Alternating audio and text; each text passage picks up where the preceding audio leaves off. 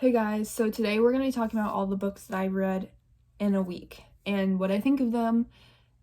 So I'm going to start today with the books that, wow, that was really rude. The books that I've read that aren't in physical form but are on my phone. I read them like in the car, when I just have my phone on me or when I'm waiting for someone. So the first one is Every Last Word by Tamara Ireland Stone. This is not the typical kind of book I would read. Normally I read like fiction, fantasy novels, sometimes romance, but I saw this book on Book Talk and I decided I would read it, and I honestly really liked it. Out of 10 stars, I'd probably give it like 8.5 because I mean, it's not the kind of book I typically read, but I did enjoy reading the book and I thought it was really well written. So that's the first book, is Every Last Word. The second book that I read on my phone this past week, is Stardaughter by Sveta Takrar. I'm not sure if I'm saying her name right. If I'm saying it wrong, I'm really sorry. But Stardaughter, I was kind of unsure about it because on Libby, it did not have really good ratings. It had like 2 out of 5 stars. But I actually really liked it. It's about a girl whose mom is a star and dad is a human, and she has to go ask her mom for the star's healing blood so she can save her dad from his from dying. And I thought it was really good. And I would give it like 7 out of 10 just because, was it as good as some of the books I've read? No, not really, but it was a good book and I would read it again.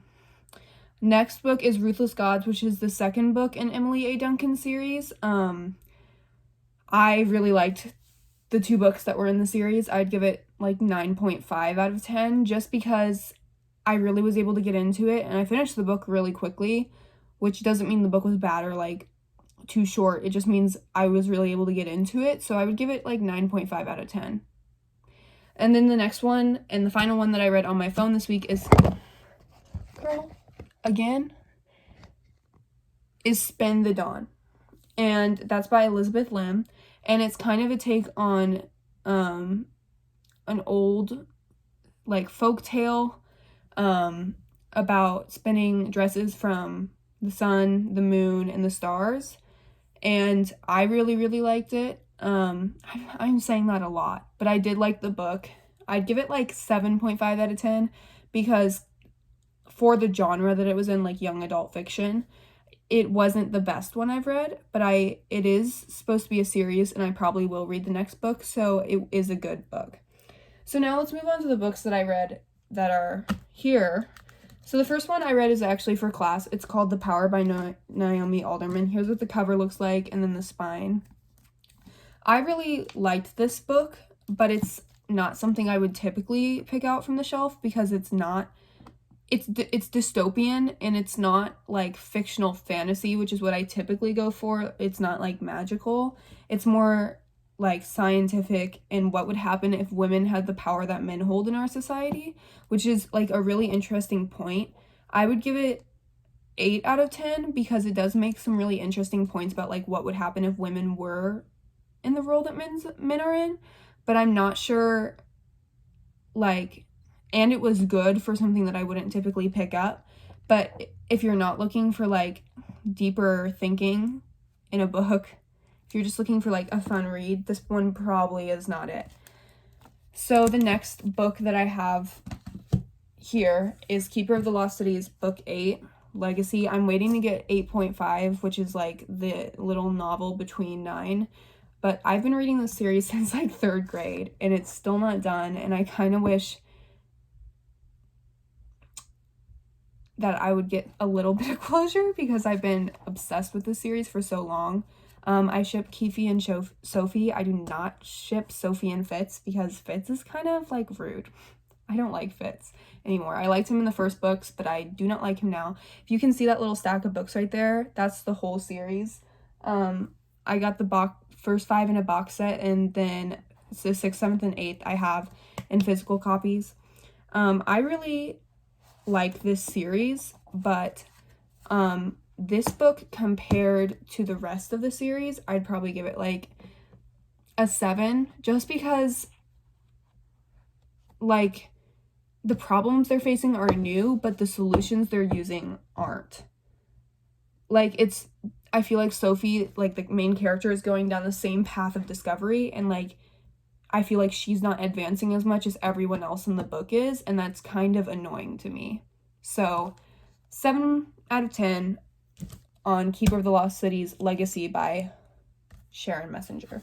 The next book I read this week is Tower of Nero by Rick Riordan in the Trials of Apollo series. This is, like, kind of the wrapping book from what I've heard on the Percy Jackson universe, and that kind of makes me sad because I've been reading Percy Jackson books since I was in 2nd grade, and they are probably my favorite books of all time. I would give this book a 9 out of 10 because I did really like the way that this particular series in this universe ended, but, I mean, it's not going to beat the original Percy Jackson series, so it can't get a 10. There's, like, no way. I would recommend this book, but you need to read the rest of all the other Percy Jackson books first, because there is a lot of contextual jokes and things referencing his older books that you wouldn't understand if you hadn't read all of his other books before this, including references to the Kane Chronicles and to Magnus Chase. So, the final book I read this week is A Court of Mist and Fury, and this is not the first time I've read this book. I've read this book probably 12, 13 times now.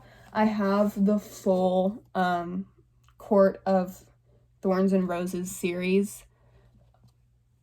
Not on display right now, but I do have all of them. I really like this series. I read Throne of Glass first, but I did read this afterwards, and I do really like the series. This is my favorite book out of the series, just because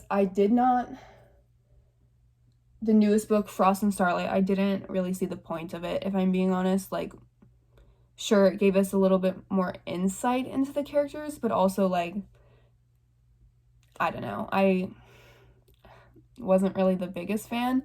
The first book kind of just seemed like it was setting everything up for the later books. It's not really the most essential part of the universe she creates, I feel like.